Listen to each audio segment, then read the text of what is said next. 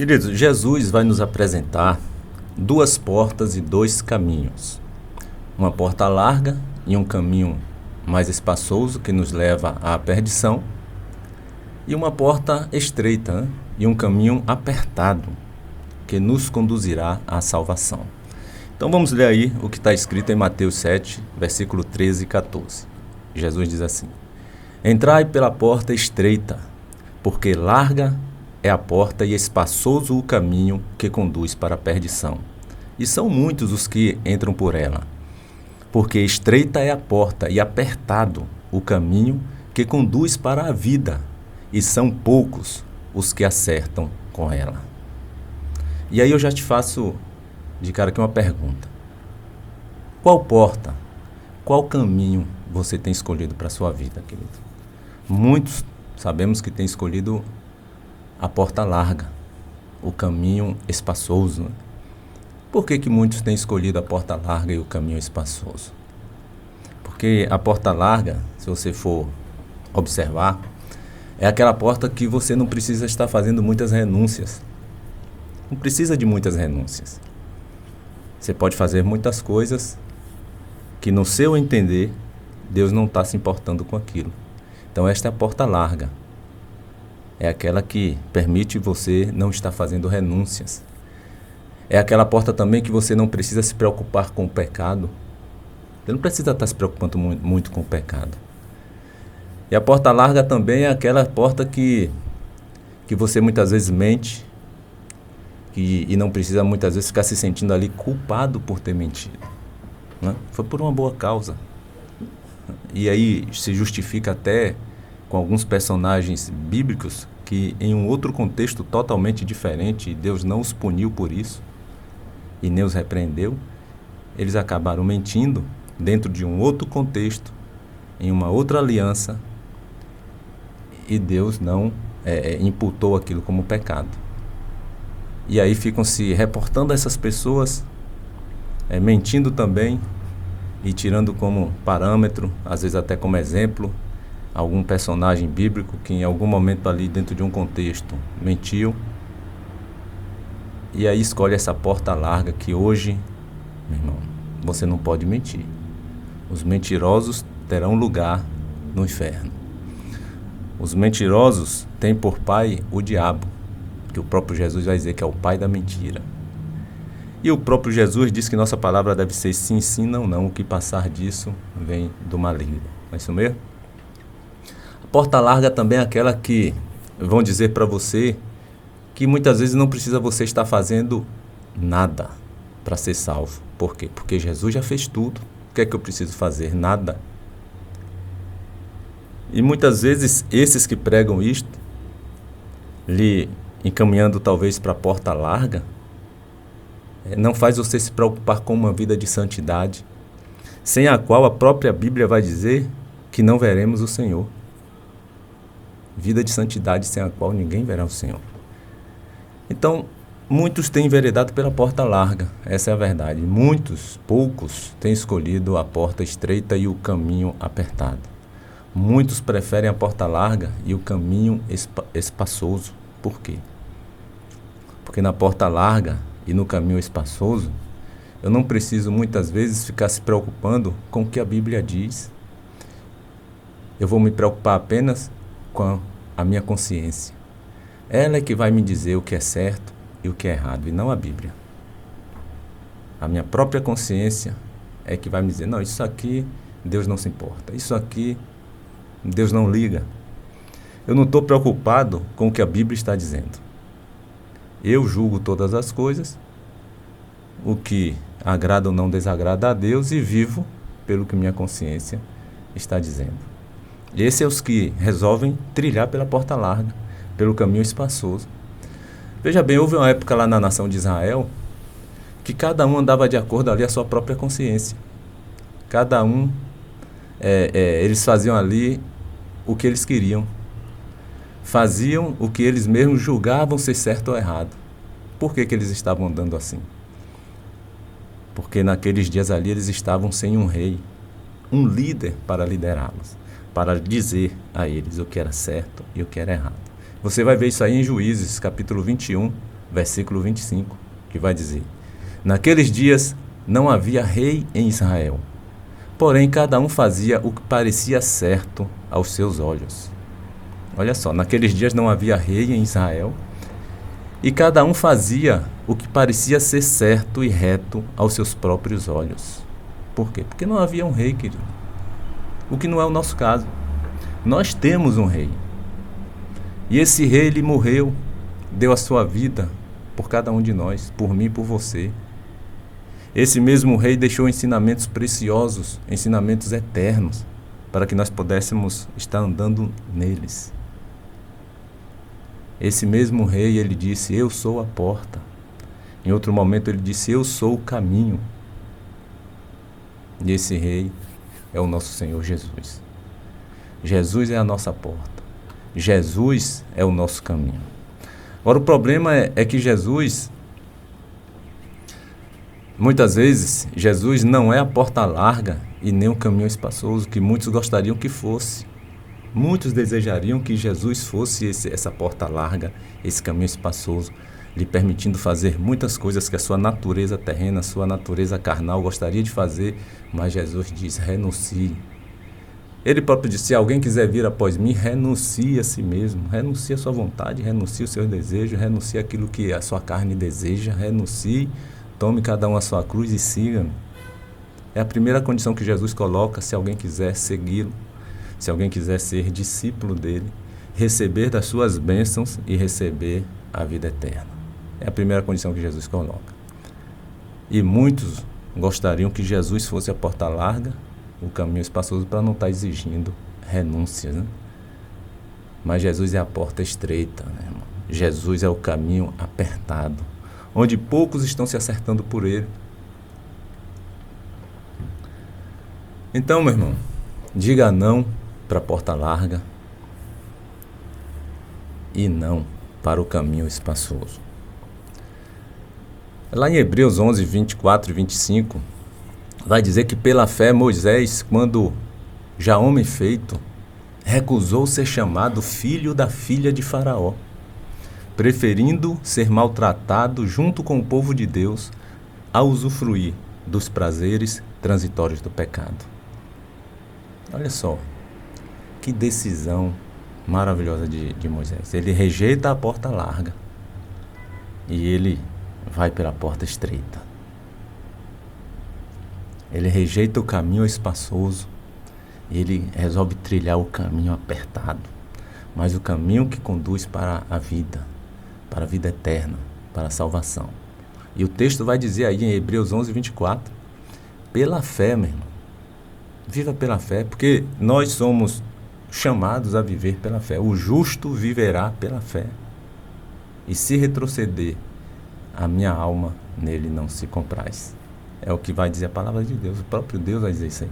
Então, pela fé, diz que Moisés, já homem feito, ele vai se recusar a ser chamado filho da filha de Faraó. Ele foi criado pela filha de Faraó, mas ele renuncia a tudo aquilo ali. Ele renuncia ao palácio. Ele renuncia a uma vida glamourosa que ele tinha. Ele ia ser o sucessor do rei do Egito. E ele renuncia a tudo aquilo ali. Ele tinha conhecimento de tudo, dentro da ciência, artes marciais. Moisés era um homem bem preparado ali, humanamente falando. Mas graças a Deus que espiritualmente ele também estava preparado para renunciar a tudo aquilo. E o texto vai dizer que ele, já sendo homem feito, ele vai se recusar a ser chamado filho da filha de Faraó. Sabe o que significa isso? Se recusar a ser chamado de filho da filha de Faraó. É renunciar a toda aquela vida boa que ele tinha ali no palácio do rei do Egito.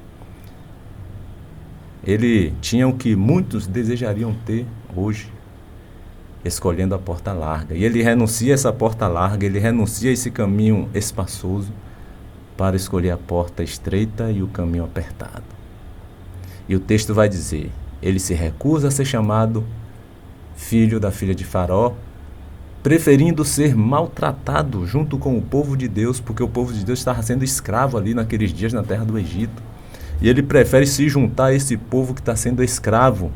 Ele muda totalmente de posição, da água para o vinho, né? Ele sai de lá do topo da pirâmide e vem cá para baixo para ser escravo, para ser servo. A história vai nos mostrar que ele acaba fugindo porque ele viu uma injustiça sendo cometida por um dos soldados contra um dos seus irmãos hebreus, e ele se intromete e vai e mata o soldado. E por conta disso ele ficou sendo perseguido, ele teve que fugir. Depois ele volta com a missão de libertar aquele povo da escravidão na terra do Egito. Mas é interessante que ele se recusa a ser chamado filho da filha de Faraó, preferindo ser maltratado junto com o povo de Deus a usufruir dos prazeres transitórios do pecado. Porque o que tinha lá no palácio, meu irmão, eram prazeres transitórios, prazeres passageiros. Deus nos promete um prazer eterno, que é estar ao lado dele em uma vida eterna. E para isso nós temos que renunciar a esses prazeres transitórios do pecado aqui em carne. E foi justamente isso que Moisés fez. Ele preferiu ser maltratado junto com o povo de Deus a ficar lá no palácio usufruindo dos prazeres transitórios do pecado. Mas infelizmente, queridos, muitos têm preferido usufruir dos prazeres transitórios do pecado do que ter uma vida de santidade e de temor na presença de Deus. Muitos têm preferido o prazer, o pecado, do que ter uma vida com Deus. Muitos têm preferido às vezes a vida fácil do que a vida difícil. Uma vida fácil, meu irmão, diante de um mundo que já está aí de joelhos, se dobrando e se rendendo aos prazeres transitórios do pecado. Um mundo que está te chamando para o pecado. E qual tem sido a sua escolha? A porta larga, que representa a vida fácil e que não precisa bater de frente com o sistema? Ou a porta estreita, que anda na contramão desse sistema? A Bíblia vai dizer que esse mundo jaz no maligno. Lá em 1 João 5,19, sabemos que somos de Deus e que o mundo inteiro, não é uma parte do mundo, o mundo inteiro, global, jaz no maligno. O que significa isso aí? O mundo inteiro jaz no maligno. Significa que o mundo inteiro está debaixo do poder do maligno, debaixo do poder de Satanás, está debaixo do poder do diabo. Infelizmente, eu sei que alguns podem até não concordar. Ah, não, está tudo aqui debaixo do poder de Deus, no controle de Deus. Não, a Bíblia está dizendo que o mundo jaz no maligno, ou seja, o mundo inteiro jaz no maligno. O mundo inteiro está sob o domínio de Satanás. É claro que nós sabemos que aqueles que são de Deus, que entregaram suas vidas para Jesus, têm a proteção de Deus. O sangue do Cordeiro nos protege, nos livra de todo o mal. Nós sabemos que temos a proteção de Deus, mesmo em um mundo que está sendo governado por Satanás, em um mundo que está debaixo do poder do maligno, nós temos a proteção de Deus. Mas não se engane não, porque o mundo, ele está debaixo do poder de Satanás. Por isso a Bíblia vai dizer, o mundo jaz no maligno. O mundo inteiro, ele não está debaixo do poder de Deus.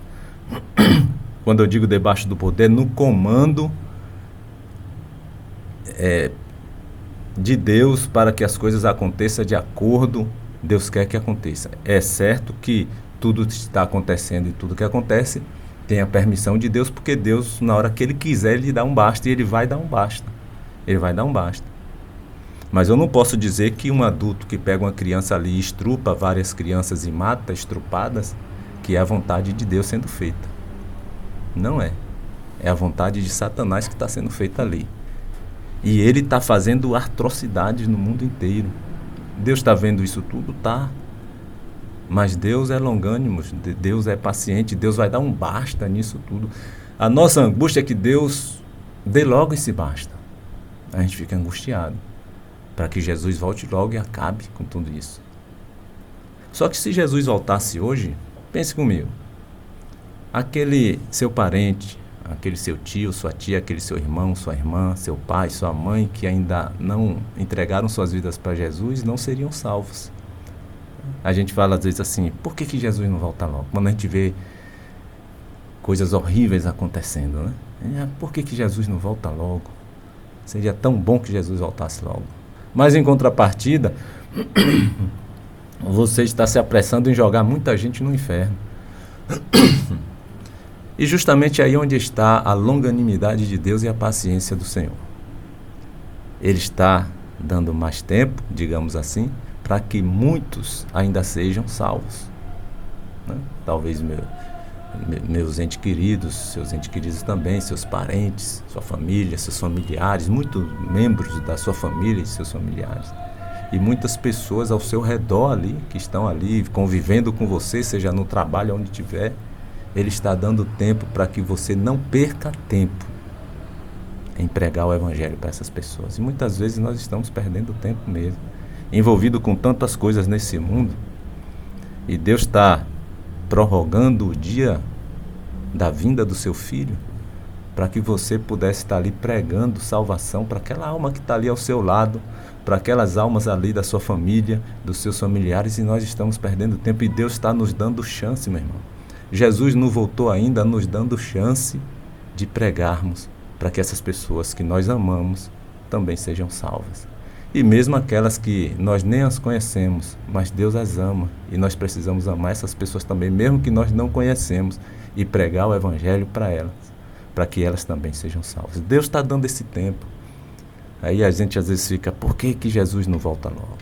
Por que Jesus não volta? Pense bem, se Jesus voltasse agora, quantas pessoas que você conhece aí deixariam de herdar o reino de Deus? Né? Então, esse mundo, infelizmente, aqui ainda não é o reino de Deus. Por isso não está totalmente debaixo do seu poder. O reino de Deus não é esse mundo. Deus tem um reino à nossa espera, que é o reino eterno. Aí você pode perguntar, por que Deus criou esse mundo então? Já que não é para ele reinar. Mas ele criou no intuito de reinar, queridos.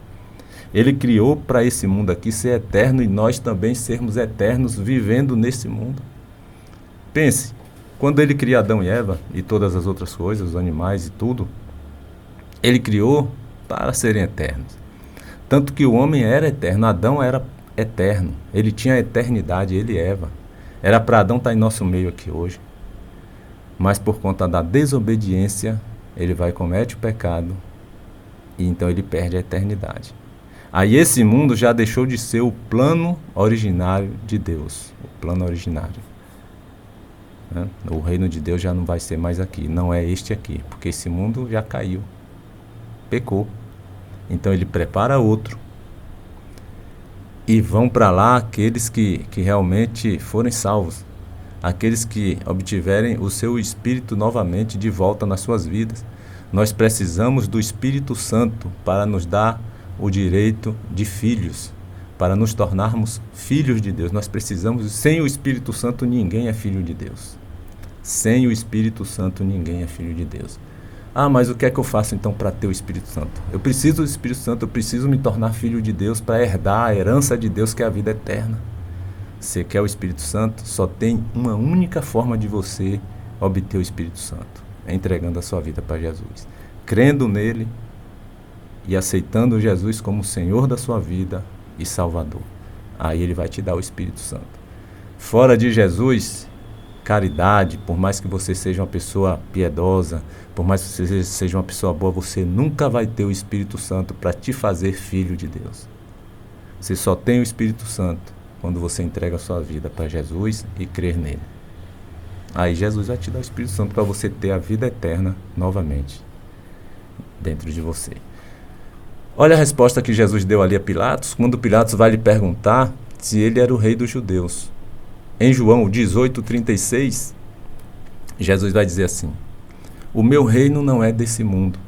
Se o meu reino fosse desse mundo, os meus ministros se empenhariam por mim para que não fosse eu entregue aos judeus. Mas agora o meu reino não é daqui. Está claro aí. Esse é, meu reino não é daqui. Eu não reino neste mundo em um reino que não é meu. né? Esse reino aqui está debaixo do maligno. Satanás está sendo o príncipe desse mundo. É ele que está reinando. Agora com a ressalva. Ele só não reina na vida daqueles que entregou as suas vidas para Jesus. Na vida desses, Satanás não reina. Mas no mundo, de uma forma geral, por isso que você vê tanta gente fazendo o que é mal, você vê tantas atrocidades, tantas coisas ruins acontecendo, meu irmão. Então, queridos, esse é o sistema que aqueles que estão na porta larga e no caminho espaçoso têm que enfrentar. Um sistema que está debaixo do poder do maligno. E esse é o sistema representado justamente pela porta larga, onde muitos estão ali entrando por ela, né? Nós sabemos disso. Então, por qual porta você tem entrado? Pela porta larga, pela porta estreita? Qual porta está fazendo parte da sua vida, meu irmão? A porta do engano? A porta do ganho fácil? Onde muitas vezes você tem ali que mentir, muitas vezes você tem que estar sendo desonesto. Essa porta que você está entrando é essa porta larga? Será que você não tem entrado pela porta também da cobiça, aonde o que importa para você é o ter e não ser?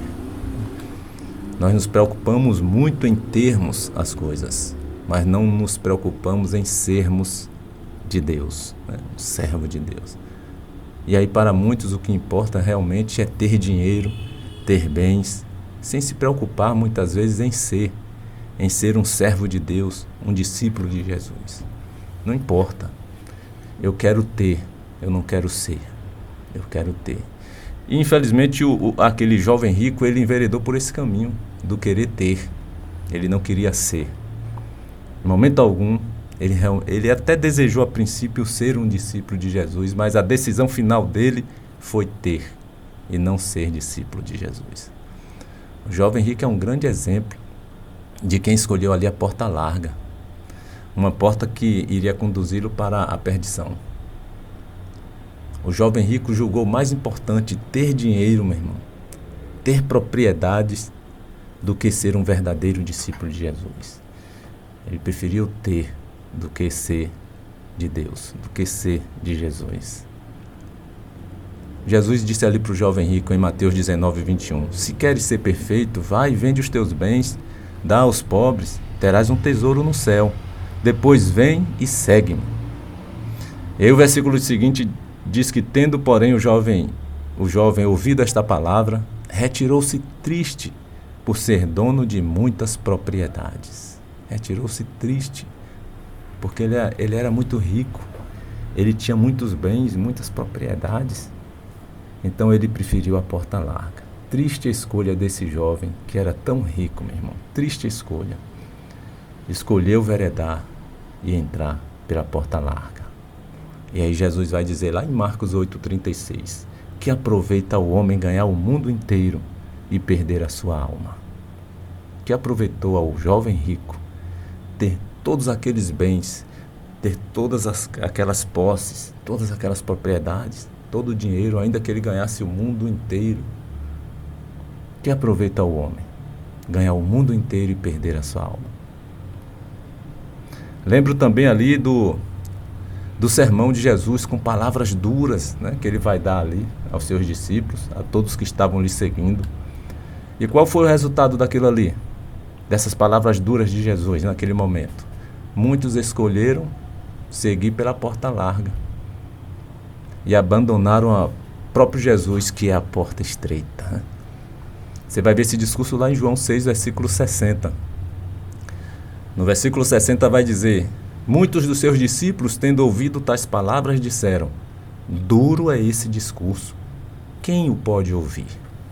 Olha só, muitos, não foram poucos, também não foram todos, graças a Deus e glória a Deus por isso, não foram todos, mas muitos disseram isso: duro é esse discurso, quem o pode ouvir? O que foi que eles estavam ouvindo ali de Jesus? Verdades. E você sabe que verdades doem, né?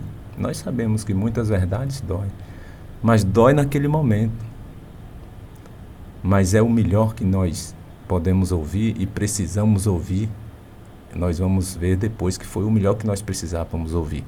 Pode doer no momento, meu irmão, mas depois vem o regozijo, vem a recompensa, vem o consolo. É preciso estarmos ouvindo a verdade. Mas muitos ali disse, duro é esse discurso, quem o pode ouvir? E no versículo 66, João 6, versículo 66 ao 69, ele continua dizendo Jesus. O texto vai dizer, à vista disso, muitos dos seus discípulos o abandonaram e já não andavam com ele. Então perguntou Jesus aos 12, porventura quereis também vós outros retirar-vos? Respondeu-lhe Simão Pedro, Senhor, para quem iremos? Tu tens as palavras da vida eterna. E nós temos crido e conhecido que tu és o Santo de Deus. Olha só. Eles acharam duro aquele discurso. Quem podia ouvir aquele discurso? Um discurso tão duro. Para que Jesus foi tão duro? Está nos colocando para correr? É desse jeito a gente vai embora. A gente não está aqui para estar ouvindo essas palavras tão duras. A gente quer viver do nosso jeito, da nossa maneira. Light, né? Amigo do pecado, praticando pecadinho aqui, outro ali, sem precisar estar fazendo renúncias. Para que esse negócio de tanta renúncia? Está me castrando, está me podando. Cristão não pode fazer isso, não pode fazer aquilo, não pode nada, não pode nada. Nada de palavras duras. E nos dias atuais o que as pessoas mais vão encontrar são palavras suaves. São líderes, pregadores com palavras suaves, falando aquilo que as pessoas querem ouvir, não pegando no pé, não pregando contra o pecado. As pessoas começam a viver de forma tranquila, né? É um cristianismo raso, bem superficial. Era isso que eles queriam ali com Jesus, que as palavras de Jesus fossem aquelas palavras suaves, só proferindo bênção, né? Bênção aqui, bênção ali, sem precisar renúncias, sem precisar serem castrados de fazer alguma coisa.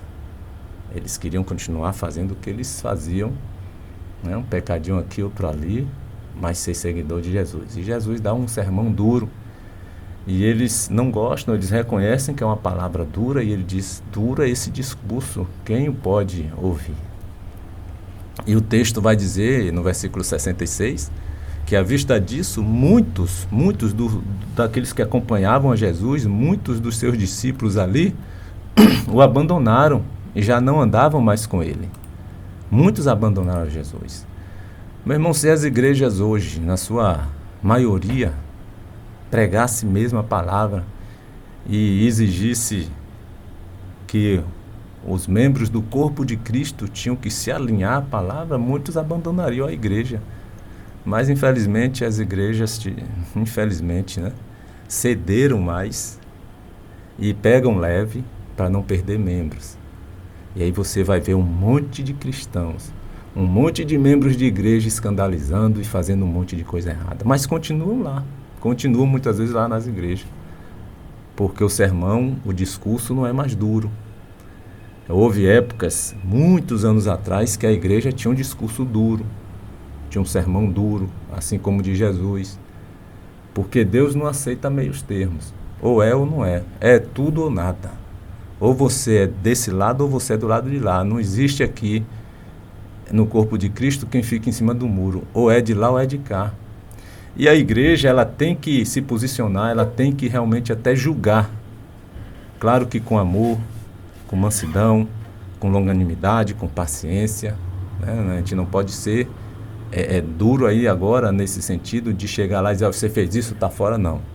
Você vai tentar tratar a pessoa, vai chamar, vai conversar, vai aconselhar, vai exortar, para que aquela pessoa se arrependa e venha se redimir novamente no corpo de Cristo. E você pode até tentar isso 1, 2 vezes para que essa pessoa, ou mais, né, quantas vezes for necessária, se ela está demonstrando realmente ali arrependimento e quer comunhão com o corpo, quem é a igreja para estar jogando fora ou julgando? Mas quando a pessoa prefere viver no pecado, mas ao mesmo tempo quer estar inserido ali, isso aí Deus, aí a palavra manda realmente julgar. E é esse o papel nosso, né? tirar do nosso meio o malfeitor. Você vai ver isso lá em 1 Coríntios 5, versículo 9 em diante.